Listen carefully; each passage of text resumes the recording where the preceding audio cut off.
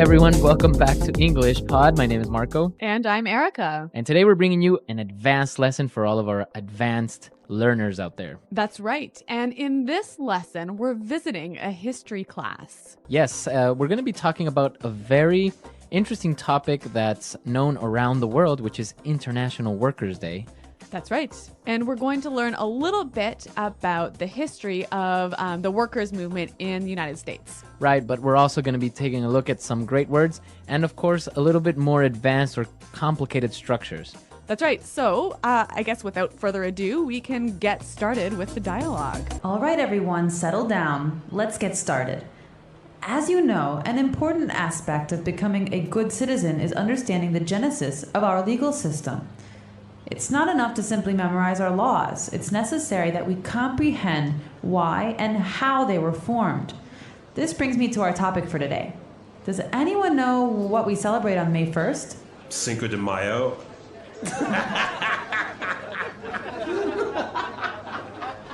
No, that's May 5th in Spanish, James. No wonder you're failing my Spanish class. No, May 1st is International Workers' Day. Do we get a day off from school then? No, it is not considered to be a national holiday here in the U.S., but in other countries it is. Oh, man. In the 19th century, working conditions were appalling, with workers being forced to work 10, 12, and 14 hours a day. Support for the 8-hour workday movement was growing rapidly, despite the indifference and hostility of many union leaders. And by April 1886, 250,000 workers were involved in the May Day movement. Previous legislative attempts to improve working conditions had failed, so labor organizers took drastic measures. They passed a resolution stating that 8 hours would constitute a legal day's work. And on May 1st, 1886, the resolution took effect. Cool. Is that why we only work 8 hours now? Yes, but the happy ending came at a high price. On May 3rd, 1886, police fired into a crowd of strikers at the McCormick Reaper Works factory, killing 4 and wounding many. A mass meeting was called for the next day to protest the brutality. And then what happened? Well, as we say, the rest is history. All right, so we were in a history class and we learned something new, something interesting, right? Yeah, International Workers' Day. It says it's not celebrated in the U.S., but in many other countries it is. Right, on May 1st, a lot of people have a day off, so that's always good. Yes. All right, so why don't we take a look at some of the words that we saw in this dialogue, which were maybe a little bit different or difficult in Language Takeaway. Language takeaway. All right, we're just going to look at 5 words here. And the first one, we talked about the genesis of the movement. Right, Genesis. Genesis. Okay, so many of you may know that Genesis is a book in the Bible, right? That's right. And that's where this word comes from. It's the first book in the Bible. So it's the beginning. Or the origin. Origin. So that's a Genesis. So the genesis of our legal system, you would say. Right. Or the genesis of this problem. So it's the origin. Yeah, it's a little bit of a formal word, isn't it? Yeah, I guess maybe you can say the origin or the beginning. Yeah, but maybe in an academic setting, you can talk about the genesis. Yes, very good. All right, what do we have next? Well, one of the reasons why the workers' movement got started was because of the appalling working conditions. Appalling. Appalling. If something is appalling, It's shockingly bad. very, very bad. Yeah. So now if something is appalling, like the working conditions were appalling, That's right. you would feel appalled. Exactly. I'm appalled at your behavior. Okay, so it's almost like you are disgusted. Yeah, that's right. Yeah. Very, very strong word. Yeah, very strong. Okay. Okay, so the working conditions were appalling and people were setting up this movement, right? But what happened? They met some hostility. Hostility. Hostility. Hostility from the police, right? That's right. So what is hostility? Hostility is the state of receiving an unfriendly reaction. Okay. They acted in a very unfriendly way, and it also suggests, a hint of violence even. Okay. Yeah. Yeah. So if somebody is hostile, they can maybe be aggressive and maybe to a point violent.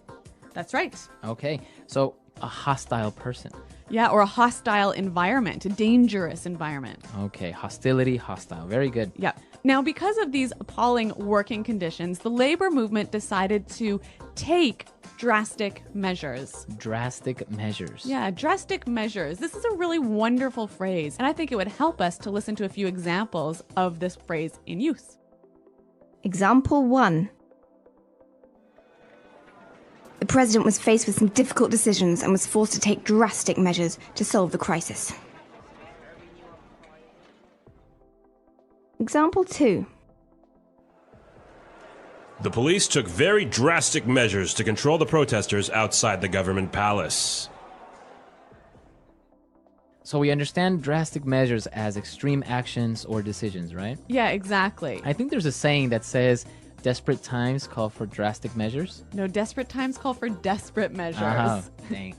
Well, okay, but it goes around there somewhere, right? Something so like if, that. If you really have an emergency, you need to do something drastic. You have to take drastic measures, or you can even say take drastic action. Okay, very good. And what about our last word? After the protests ended in violence, people started to get angry because of the brutality the police showed. Okay, brutality. Brutality. So again, maybe brutality and hostility are maybe similar, right?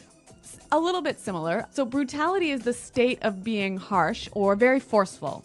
Okay, so brutality. Now, we also use the word brutal. Right. So that means harsh or very forceful. Now, sometimes we can use that word, but not in a harsh or forceful way, right? Yeah, and it's quite, I might say something like, oh my God, that test was brutal. Uh-huh, it was brutal or... So it was really hard or really difficult. Right, so that's what you're saying with this word, that it's very hard or it was very intense. Yeah, maybe one more example. Okay, so for example, I can say, oh, I went for a run today and it was brutal. I'm so tired. So it was really difficult. Yeah. Brutal. And Marco, is this something that's used by everyone? That phrase, brutal, using in that context would be for younger people maybe. Not really, you wouldn't really hear older people using it like So that. it's a little bit slangy. Yeah. Okay. All right. Great. So those are 5 interesting vocabulary words. As Marco mentioned, we want to look at some more difficult structures now in Fluency Builder. Fluency Builder. Okay, so we have some phrases that we saw in this dialogue.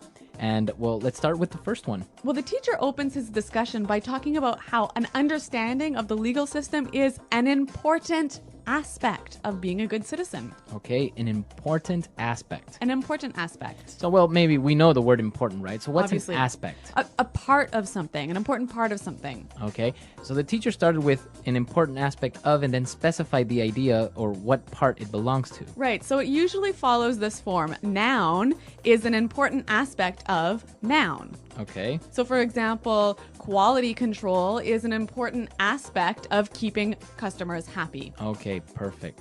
A part of. Very good. So aspect sounds a little bit more formal or just a lot more intelligent, right? Yeah, professional. And actually, this is a wonderful way of setting up your idea. So the teacher said that it's an important aspect of understanding the legal system was understanding its origins or its genesis. Yep. And then she moved on and said that it's not enough to simply memorize laws.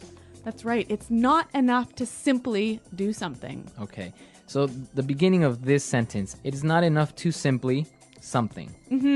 By starting a sentence like this, you are indicating that more is required, right? So here, it's not enough to simply memorize the laws. We're saying that most people just memorize the laws, but they need to go further. And understand them. Exactly. Another example would be, it's not enough to simply pass your exams. You must get good grades as well. Right. Or maybe in a business context. It's not enough to simply satisfy your customers. You must impress them. Okay, very good. So that's a very good way of starting out this idea of more is required. That's right. More is required. All right. All right. Well, I want to move on to one final point here. I found this sentence to be really, really interesting. They passed a resolution stating that 8 hours would constitute a legal day's work. Okay, so why is this interesting? Well, I found that, there's 2 verbs going on here. They passed a resolution that 8 hours would constitute a Okay. legal day's work. So we've got 2 verb times going on here at the same time. And I'm wondering about this one would. Okay, so what's happening here? Obviously, this happened in the past. It's like about 100 years ago, right? Right. So the resolution was passed 100 years ago.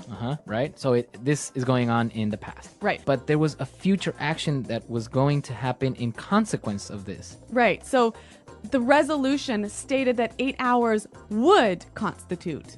So that's like the primary action was the passing of the resolution. And the result is this sort of this event that happens in the past but is a future event to the first primary event.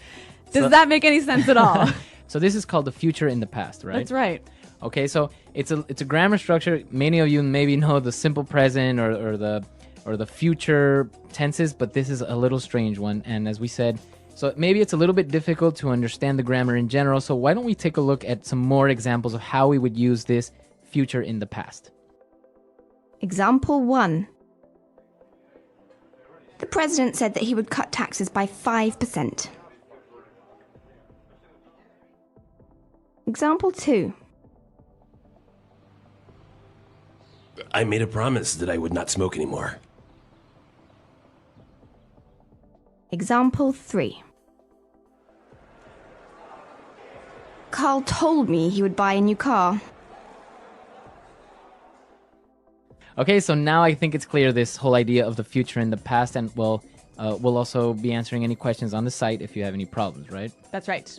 Okay, so why don't we listen to the dialogue one more time, and then we'll come back and talk about this holiday, which is the International Workers' Day. All right, everyone, settle down. Let's get started. As you know, an important aspect of becoming a good citizen is understanding the genesis of our legal system.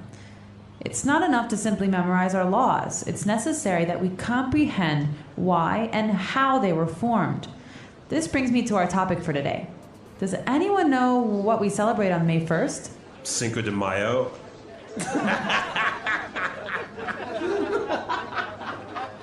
No, that's May 5th in Spanish, James. No wonder you're failing my Spanish class. No, May 1st is International Workers' Day. Do we get a day off from school then? No, it is not considered to be a national holiday here in the U.S., but in other countries it is. Oh, man. In the 19th century, working conditions were appalling, with workers being forced to work 10, 12, and 14 hours a day. Support for the 8-hour workday movement was growing rapidly, despite the indifference and hostility of many union leaders. And by April 1886, 250,000 workers were involved in the May Day movement. Previous legislative attempts to improve working conditions had failed, so labor organizers took drastic measures. They passed a resolution stating that 8 hours would constitute a legal day's work. And on May 1st, 1886, the resolution took effect. Cool. Is that why we only work 8 hours now? Yes, but the happy ending came at a high price. On May 3rd, 1886, police fired into a crowd of strikers at the McCormick Reaper Works factory, killing 4 and wounding many. A mass meeting was called for the next day to protest the brutality. And then what happened? Well, as we say, the rest is history.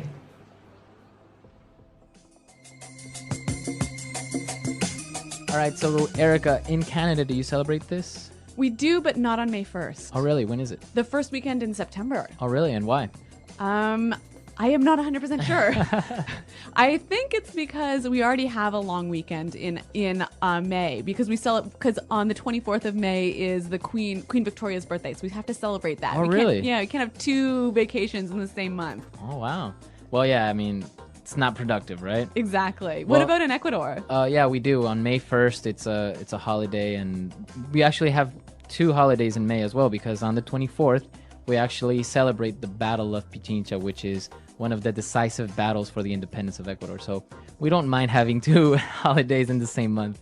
Well, it sounds like Ecuador has a better holiday schedule than Canada. So No, it yeah. is. So yeah, on May 1st, people take vacations, or companies usually on May 1st will do something special for their employees. Oh, that's kind of a nice gesture, isn't it? Yeah, so it's like it's Workers' Day, so they'll set up maybe a barbecue or a trip or something like that. So that's what usually happens on May 1st. Great. Well, what about in your countries, listeners?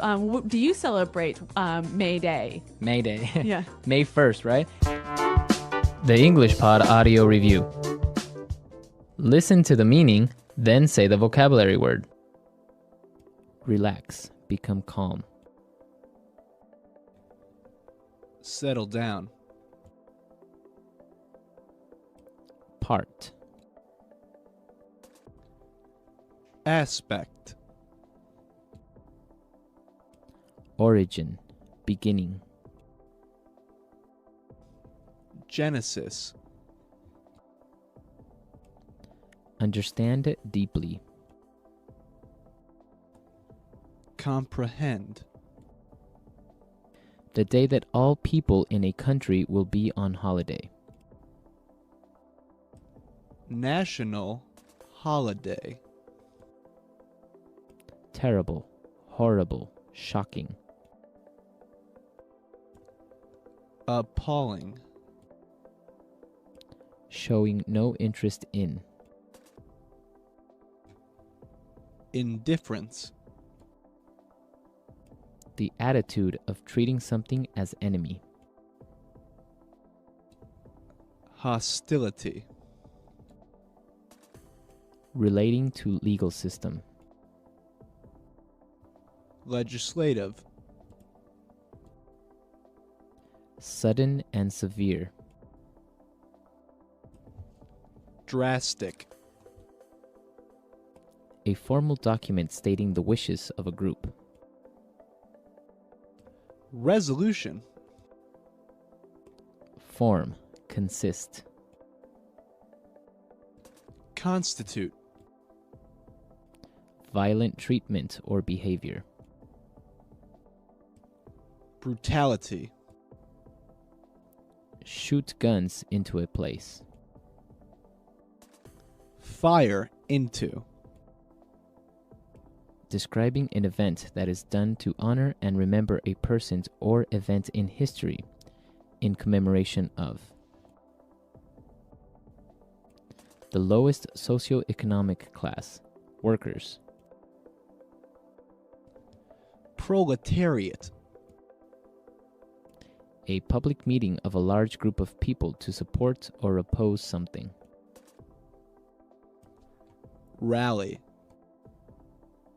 An official statement made by a person who has power. Proclamation. Something like a statue built to remember a person or event from history. Memorial. Let's try that faster. Shoot guns into a place. Fire into. Terrible, horrible, shocking. Appalling. Form. Consist. Constitute. Relax. Become calm. Settle down. Violent treatment or behavior. Brutality. Relating to legal system. Legislative. The attitude of treating something as enemy. Hostility. The lowest socioeconomic class, workers. Proletariat. Describing an event that is done to honor and remember a person or event in history, in commemoration of. Sudden and severe. Drastic. Part. Aspect. Origin. Beginning. Genesis. A formal document stating the wishes of a group. Resolution. Something like a statue built to remember a person or event from history. Memorial. The day that all people in a country will be on holiday. National holiday. An official statement made by a person who has power. Proclamation. Showing no interest in. Indifference. A public meeting of a large group of people to support or oppose something. Rally. Understand it deeply. Comprehend. Now say the word and hear it in a sentence. Genesis.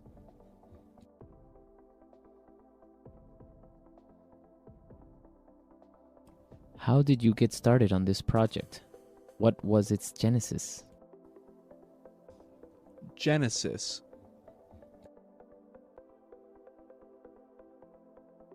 We need to identify the genesis of this problem.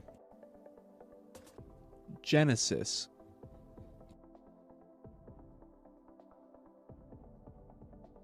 I'm studying the genesis of the feminist movement. Appalling.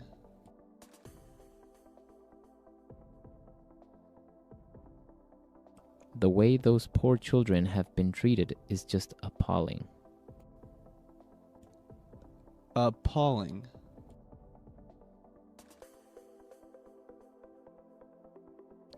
I'm absolutely appalled by your behavior. Appalling.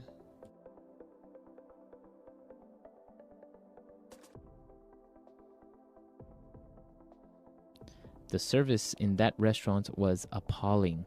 It took 45 minutes for them to bring us our wine. Legislative.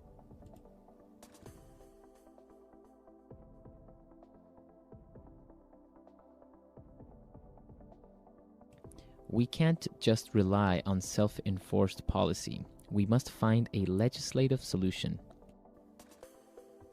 Legislative.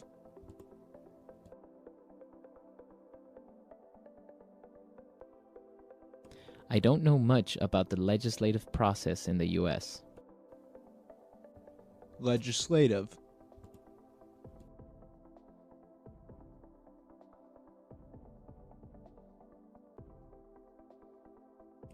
The president can't decide the laws. That's the responsibility of the legislative branch of government. Resolution.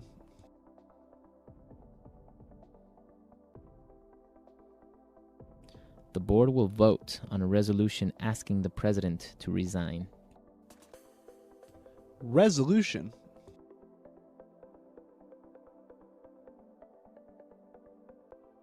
The UN Security Council passed a resolution regarding the Middle East. Resolution.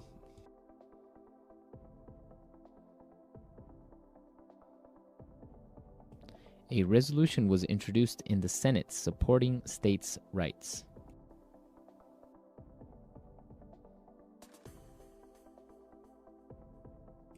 We've got to take drastic measures. I think we should cut off his leg.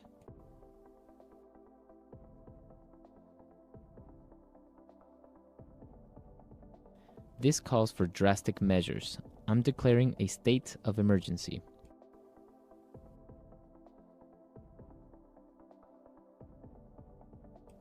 We've got to take drastic measures to cut our costs.